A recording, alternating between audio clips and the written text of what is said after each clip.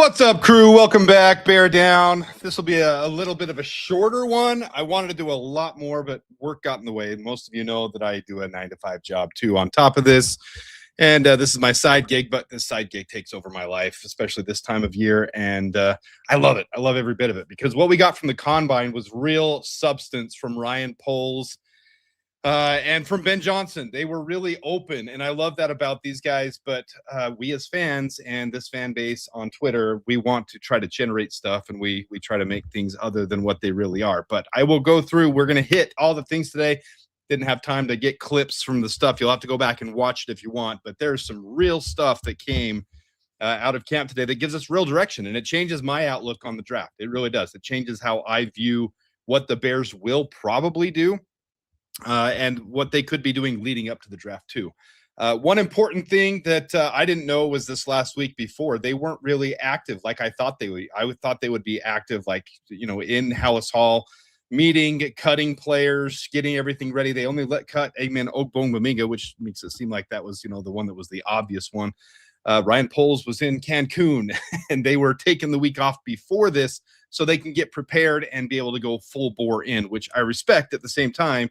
Because clear heads, full heart, can't lose type of thing. But let's get to the chat real quick. Appreciate you guys tuning in. I am Jolt is here. Foster's here. Appreciate you guys always tuning in. Chicago Duke, Canadian Shy Guy, Rod Skyhook, yo, Joseph Archer is here. Let's MF go start.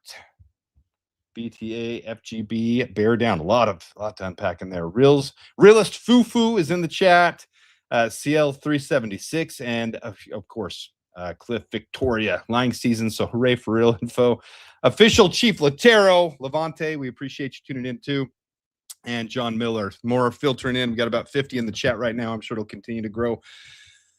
Let's get to my biggest takes because I don't want this to be a big fluffer. The only reason I went live is I didn't have time to prepare my slides and pre-record it. I got to get back to work too. It's 3:18 where I am, and I wanted to get this out before the day went any farther. And then Thursday now has become my most impactful day of the combine because the number one thing I took from the press conferences today is how they're going to fix the defensive line.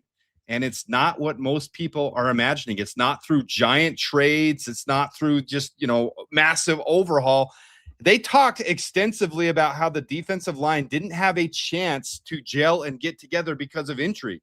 They had the Dio Odengbo injury. You had the year started off with Austin Booker injury. You had the Shamar Turner injury. They expressed a lot of faith in the current roster and then said, we need to add to it as well. So it's not that they won't do anything. There's probably not going to be a huge splash. That's bullet point number 2. Ryan Poles talked about not making this, going all in on a Super Bowl. In fact, he referenced how before I got here, you saw how that worked out. Now, they tried to pigeonhole him. They tried to push him into a corner, make him answer. Well, if you had to choose between winning a Super Bowl this year or being sustainable the next 5 years, what would you do? And he's just kind of, you could tell he didn't roll his eyes, but you can kind of see him rolling his eyes sitting there like, both, you moron. Like, why are we trying to pigeonhole one? We want to win the Super Bowl this year, but we need to do it through sustained growth. So the approach that I pretty much the only person I've seen on this channel give this approach that the Bears are not going to go all in. We're not going to trade next year's first round draft pick. We're not going to trade next year's second year draft pick. We're not going to trade all of our capital to kill our salary cap for the next 10 years to be able to win a Super Bowl in 2026. They're actually expecting Dio Odengbo, in whenever he comes back. They wouldn't give a timeline, but according to when he got injured and the type of injury, Adam's deduction says that's probably going to be October-ish, even though they said, they kind of hope by the beginning of season. I don't think that's realistic with Dio. But, hey, some of these guys in advanced sports science today, some of the guys with their injuries, they've been healing quickly. So that's one of those. We'll just have to table that, put that up on the shelf and kind of see how it goes. But I don't expect Dio back quick.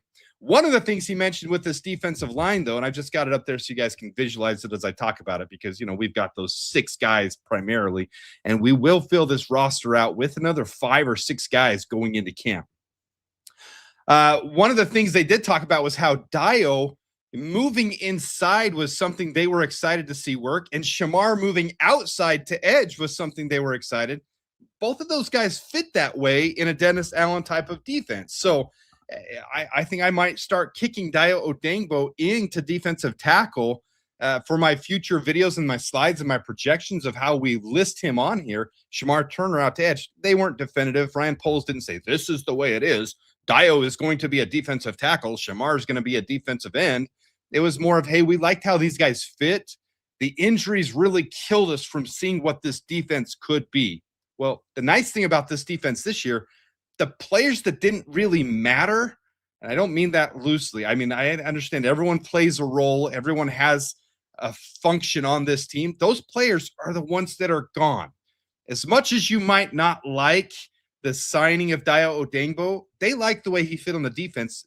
We got one more year. If he doesn't work out, we can cut him next year. I mean, it's not a terrible thing. Grady Jarrett, they liked his leadership.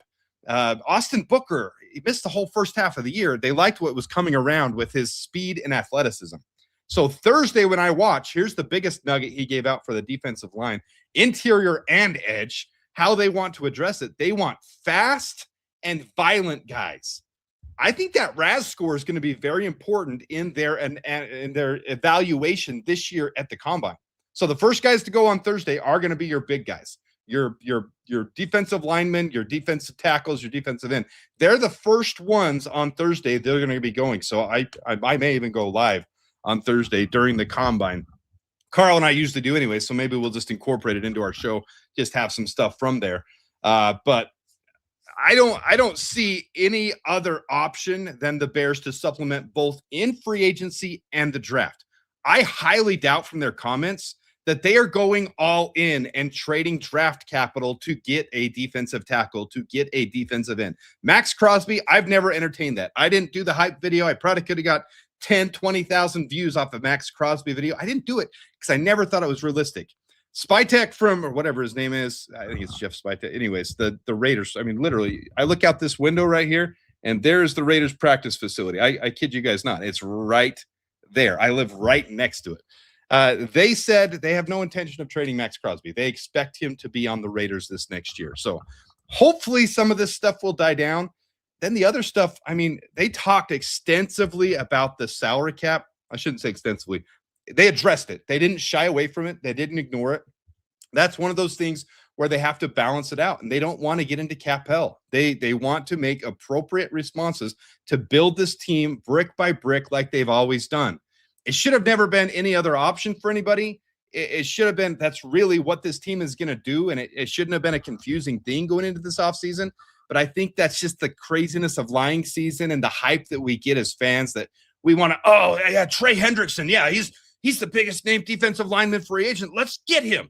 Yeah, let's get him because we can. I don't think the Bears are even thinking about positioning themselves that way. So I've done a full breakdown on defensive tackles. I've done a full breakdown on defensive ends. I was preparing my safeties video for this Friday. With the comments that were made about offensive tackle, I am now going to shift focus and go into overdrive and push the offensive tackle video up to be this Friday's free agency video showing the current free agents, the draft, and I'll push the safeties video back because I think that offensive tackle position that in the draft and in free agency, they addressed it. It could happen any one of different ways. They addressed Theo Benedict. They addressed Kieran Amagaji. They addressed Braxton Jones. They even said it's possible at 25 to be taking an offensive tackle. And Ryan Poles talked about how, sometimes there's a run on tackles and they go early in the draft, and sometimes your guy doesn't get taken and he falls to you. So my biggest takeaway there, and I should point these, and maybe I'll do another video later to do it, but I appreciate you guys tuning in. I will get to the chat in just a minute. But one of the biggest, how we had that pods discussion a couple years ago when Rome Odunze was getting drafted at 9, and we talked about, defensive end and wide receiver, and he broke them down into pods in Hallis Hall, and they each discussed why this pick was important here. He specifically said, best player available is the approach to go in this draft. The Bears don't have one need, and we haven't drafted at 25 this late in the draft in a long time. I mean, there were a couple years we could, but we traded away that first-round draft capital, so we didn't have it. So we haven't drafted this, I shouldn't say high, I should say late in the first round in a while. there's going to be a lot of players that might not get drafted where you think they would get drafted. Peter Woods, for example, if Peter Woods falls to 25, like a lot of analysts, this last week, he was one of the most mocked. If you watch my Mock the Mock series, he was one of the most mocked players to the Bears. Caden McDonald always is. He's heavily every week because that's where most think he will go, around 25. Peter Woods is starting to get mocked more to the Bears. Is it realistic that he makes it past the Chargers and the Ravens, and four teams in front of us where that's a need, defensive interior? Is it really? Well, if he's there, you take him. Well, if Caleb Lomu, who I think is a top 15 offensive tackle, if he's sitting there at 25 and you've got a need let's pull up the offensive line, you've got a need because Ozzy's injured to start this season. Ozzy will not be here for probably most of the season. When Ryan Poles was asked about it, he said, we expect him back around the end of the year. I mean, that's very vague, but you got nobody there. And what better time to bring in a rookie offensive tackle to develop than next to Joe Thuney while you have him under contract for the next 2 years? Joe Thuney will help kickstart any offensive tackle that you select. Say Caleb Lomu is there. Even Caden Proctor, who's in the same range. I'm not quite as high, but I think he would develop phenomenally next to Joe Thuney. If you've got an opportunity to take these premium positions, edge, tackle, we've got the quarter, and we'll get to the quarterback thing in just a minute. I know a lot of you might be saying that, but if you've got an opportunity to take that tackle that falls to you and you've broken into your pods and you're discussing defensive tackle, defensive end, offensive tackle, these positions that we have the biggest need of, and if the one that you like, that you say had a top 15 grade, falls to you at 25, I don't think anybody knows who's going to get picked at 25. It's going to be whoever falls. So I will definitely be going live for the draft like I do every year, but whoever falls there, they're going to take that best player available. Last year, they saw Colston Loveland as the clear best player available to them. And they addressed that too, that he was critical for Caleb's development. A good tight end helps a quarterback develop. Well, they did that and it's worked. And now Caleb is, reaching that next tier. Along with that, that's one of the things they addressed. Caleb Williams, do you have your franchise quarterback? Well, they all but said yes, but at the same time, these trade things about Tyson Bagent came up, and I'm going to address real talk on this because they did that as politically as they could. Yeah, we want Tyson Bagent to have an opportunity. We've got some calls on him. They said they've got calls on multiple people, and I would think there's a couple calls on Tremaine Edmonds from what I'm understanding. It's just a matter of whether they can package that together. And because when they talked about, I'm skipping bullet points here, but when they talked about Tremaine Edmonds, they didn't really they talked about cutting or trading. I don't think they meant to do that, but that's kind of where they led it to. I apologize. Had to mute that and cough real quick. I got a little tickle. So with the Tyson Bagent thing, they want to do the right PR thing. They want to make it look like they're going to trade him. Unless they get an insane offer for Tyson Bagent, there's no trading Tyson Bagent. What's the cost value of replacing him? Basically is what they said. And they also said, with Caleb, we're excited about our guy, but he needs to stack years and show consistency. I don't think they're worried about him doing that. He's showing all the right metrics, protecting the ball, coming back from behind, being clutch in the big moments, having a level head, being Iceman. All those things show that he's going to ascend. Whether he ascends to, from tier B to A- or A+ superstar is up to him how it goes. But either way, you found your franchise quarterback. So it's not a matter of trading Tyson Bagent, because I don't even think it's the idea of, the average starting quarterback plays 15.2 games in a 17-game season. You're going to have a backup play 2 games a season. I don't think it's even about those 2 games, because you can go out, you can find anybody. A Joe Flacco, who's done it 15 billion times. You can find him for cheap if you had to fill in for a couple games. You really could. I mean, you can find a backup somewhere that could help the team limp. Caleb, he's been Iron Man, not just Iceman. He's been Iron Man. He's played all 17 games. He's been phenomenal for the Bears. So I don't think it's a matter of that. It's more of, you've developed this kid and you want to get the right. You don't have like the whole Justin Fields thing a year ago, 2 years ago. I apologize, man. Time flies. They traded him to the Steelers for less. There were legit rumors that the Raiders, that several teams, I think the Broncos at the time, before they trade, anyways, that they were willing to trade a late day 2 pick, a comp pick range, where we need to get our comp pick. We'll get to that too. Comp pick range, we're willing to trade for Justin Fields, but Justin Fields wanted to go to Pittsburgh. So we did the right thing and we let him go. This isn't that situation. You've got Tyson Bagent under contract for 2026 and 2027. He's a solid backup. This is a kid that they like. Ben Johnson, when they asked him about trading Tyson Bagent, he's no, no, coughing and saying, no, we're not going to do that. I think the only way they trade Tyson Bagent is if they get a high enough comp pick that it's like, hey, what's the cost value of replacing him? We can find somebody else to replace him. In an emergency, something could happen, but we're not going to let him go for peanuts. It's not, and I don't think realistically any team is going to, give up a 3rd round pick. If they do, in a heartbeat, hey, Tyson, good luck with your career. We're grateful to have developed you. Go shine, do your best. We hope you make it. Here's our 3rd round pick. That 3rd round pick is very valuable.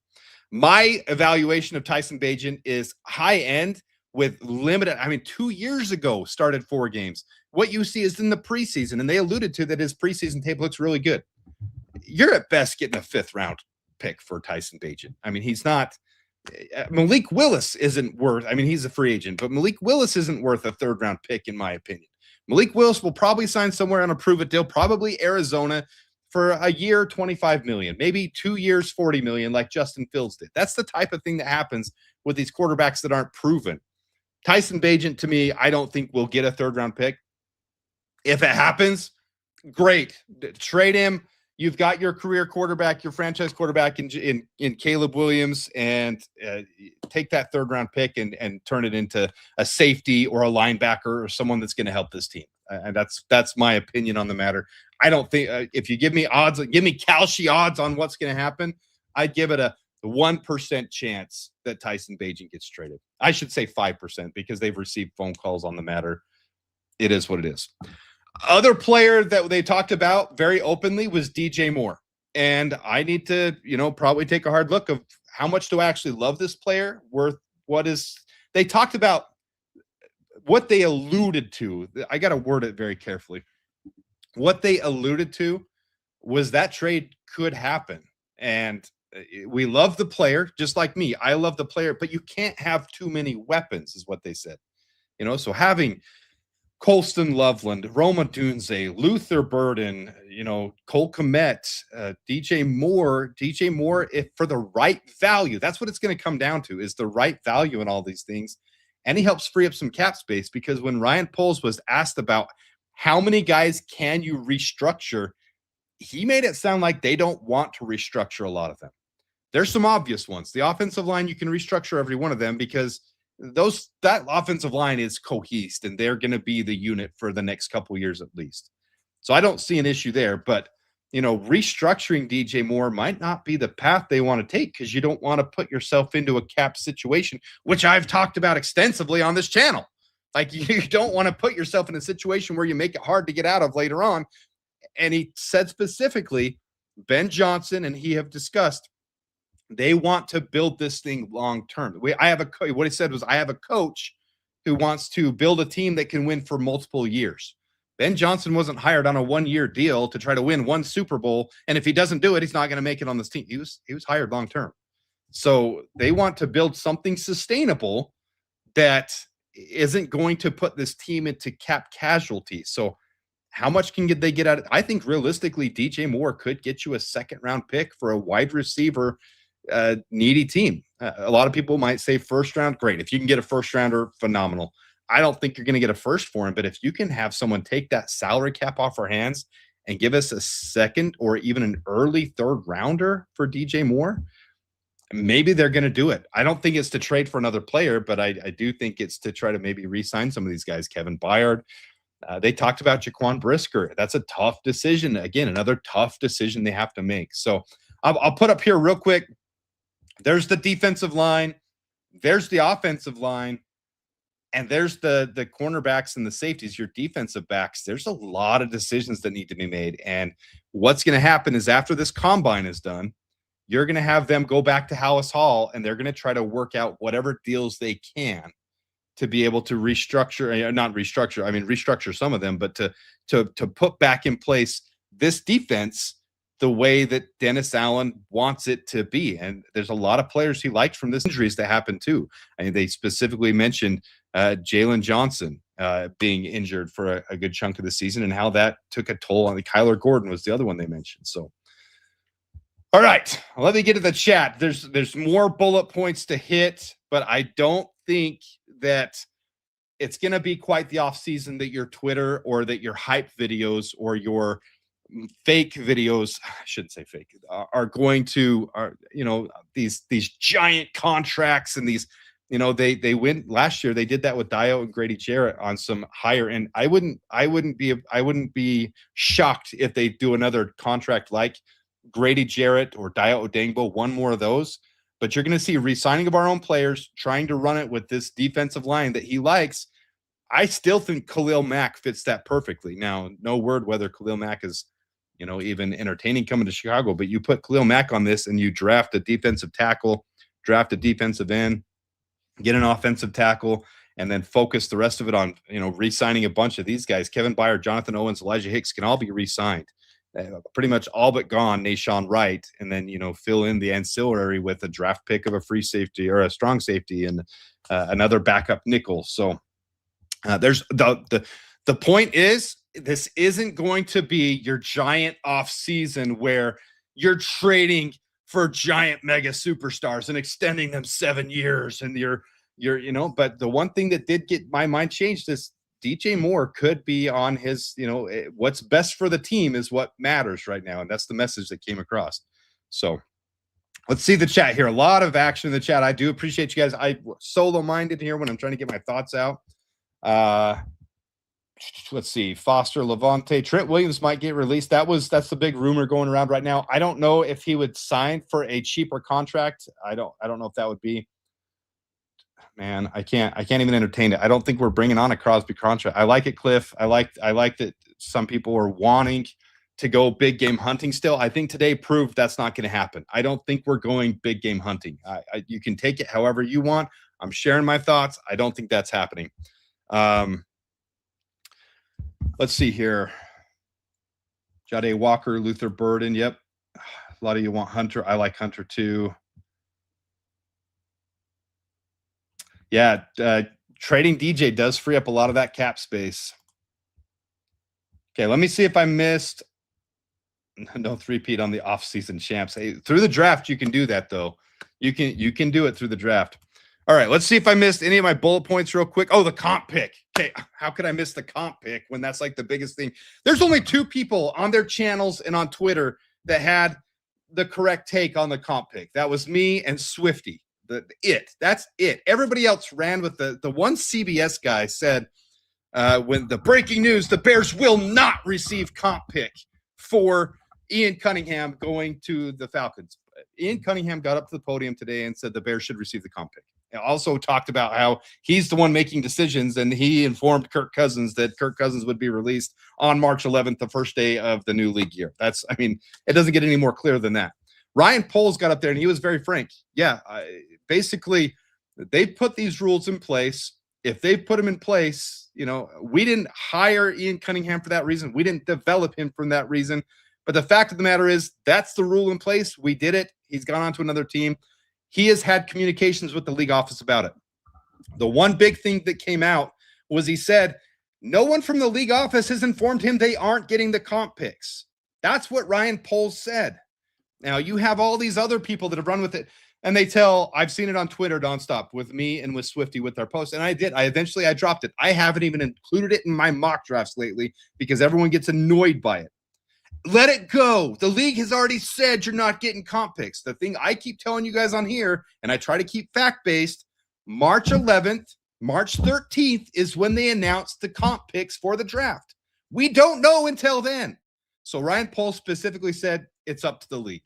He did not say, no, we're not getting comp picks. It sucks for us. Woe is us. This sucks. He says, look, It wasn't even, they asked him a question, have you made an appeal?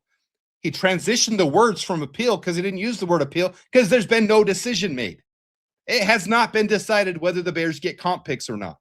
Now, you can take what insiders are saying because they read JC2A like I did, and they see in there that, primary decision maker. But then if you actually look into it and you read it more thoroughly, you see it says general manager.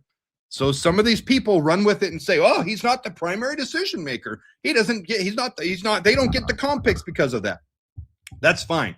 I'm not an insider. I don't profess to be an insider. I'm not going to sit here and tell you guys I've talked to someone at the league office. The closest thing I had to insider was I know someone who knows somebody that was in-house, Eric Bieniemy, someone that knows Eric Bieniemy, and I knew some stuff about the running back position. I didn't know that we were going to draft Kyle Monangai, but I knew that we liked Cam Scadaboo a lot, and we were going to draft him in the 4th round. The Giants just selected him before us. That's the only – I'm not an insider. I don't have insider stuff. So to say that I know about all I know is I review everything. I look into the guts of stuff. I read the entire JC2A. I posted a crap ton of that on Twitter, and I had, shut up, Adam. Like, let it go. It's already been decided. It's not. It's not decided yet. We will know March 11th, March 13th. It's usually a couple days after the new league year when the comp picks are officially announced, and then we have the entire draft order. If you look on Draft Tech, if you look on over the cap, where you look on, what's the other one that's what's that website called?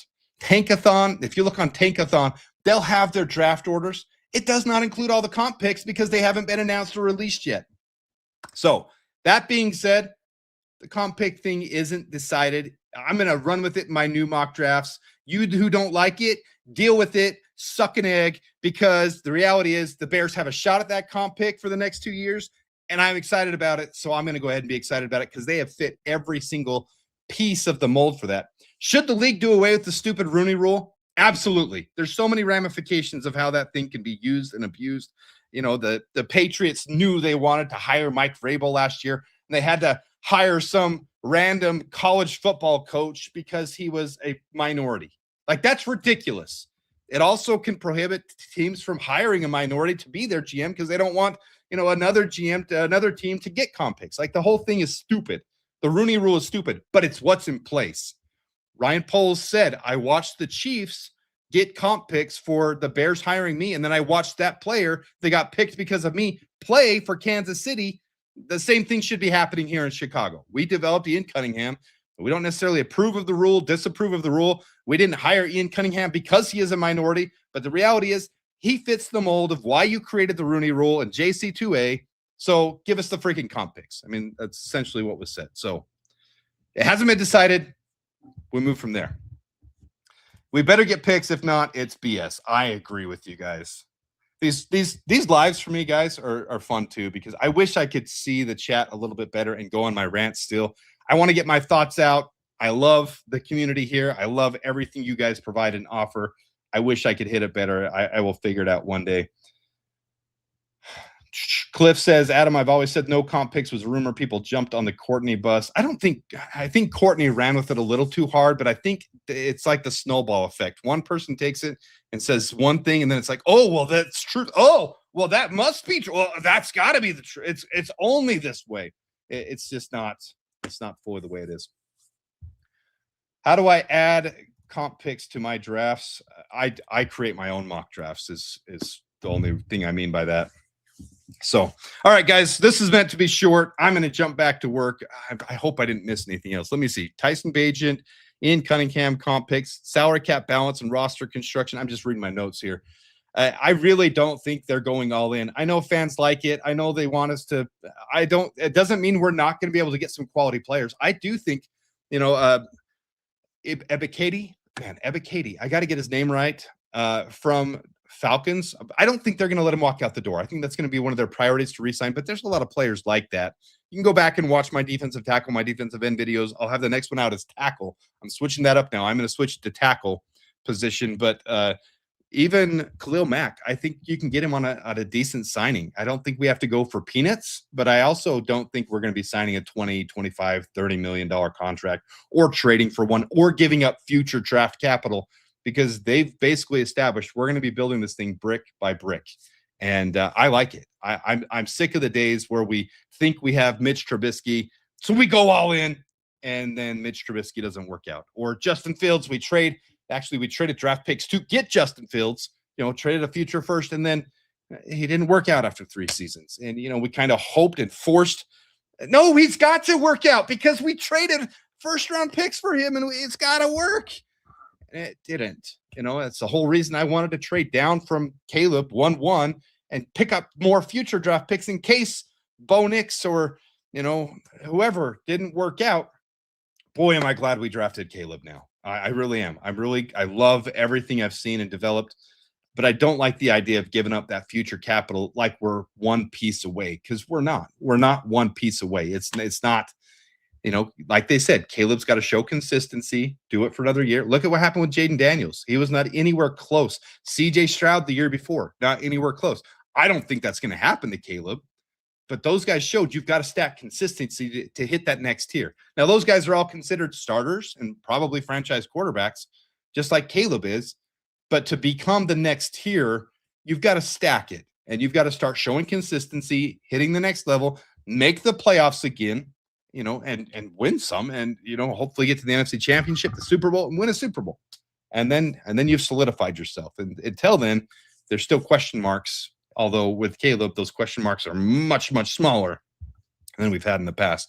So I guess the last note I have here, veteran contracts, roster decision landscape. I don't think anybody is off the table to be traded or cut like I did before. Cole Kmet, rather than restructuring contracts, they could trade Cole Kmet. They could, cut DeAndre Swift and get a cheaper running back option. I'm not saying that's going to happen. What's going to happen? I still think they just restructure a couple, maybe Joe Tooney, Jonah Jackson, and Drew Dahlman. Maybe restructure the 3 offensive linemen and save 40 million, 30, whatever it is. I don't have it in front of me. 30 million that way, and then re-sign your Kevin Byard. Pick up a couple of free agents that way, but I don't think it's going all in. We're not doing this thing where we're creating the 100 million cap space that Chat Sports told you we were going to do, that we're going all in and we're going to, I don't think that's going to happen. So last bullet points I have, I think we hit them all, guys. I think we hit them all. But the biggest thing for this week that I wanted to reemphasize is how they talked about the defensive line. They want quick and explosive, and they emphasized quick, and they want violent. So I think these RAS scores on these defensive linemen are going to matter this week during the combine. So I will be checking out the combine very closely. All right, let's see.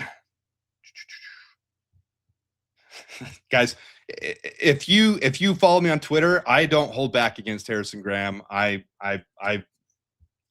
you like Chat Sports, all for you. A guy, I just diehard. I'm diehard Bears fan from birth. My entire life, I've been diehard Bears fan. There's no shot. If we never win a Super Bowl the rest of my life, there's no shot I'm switching fan bases. I'm not going to switch from the Cowboys, who I said I'd be a fan for my entire life. Harrison Graham, by the way, on Twitter has said that. I pulled up that tweet. Anyways, I'm getting off this subject. All right, guys, that's it. That's all I've got. If you guys have any questions, post them in the comments section below, not in the live chat, and not on the live chat over there, because then I'll look at them later and I'll bring them up on a Q&A thing is on Thursday when I do the combine coverage. But I do think it's very clear that they are taking best player available like they did before. I think they'll do the same pods thing, defensive tackle, defensive end, and offensive tackle. And I don't think we're going all in on one big player. 15 million, sure, like a Dio contract, 15 million a year for a Khalil Mack. Absolutely. Cameron Curl for 12, 15 million. If you can get him that cheap, sure. I don't think that's going to happen either. I think we'll re-sign Kevin Byard, hopefully for 8 to 10 million a year. And that solves that one. And then you can focus on defensive tackle, maybe Sebastian Joseph Day for, a little bit cheaper than John Franklin Myers would be. So I think this is getting cleared up. I think you're seeing the path the Bears will go, and I'm actually really excited about it. So with that, I appreciate all you guys tuning in. Until next time, probably draft coverage. I'll have a couple little videos before then, but draft coverage, combine coverage on Thursday. The Bears, bear down. Bear down, sports making Chicago proud.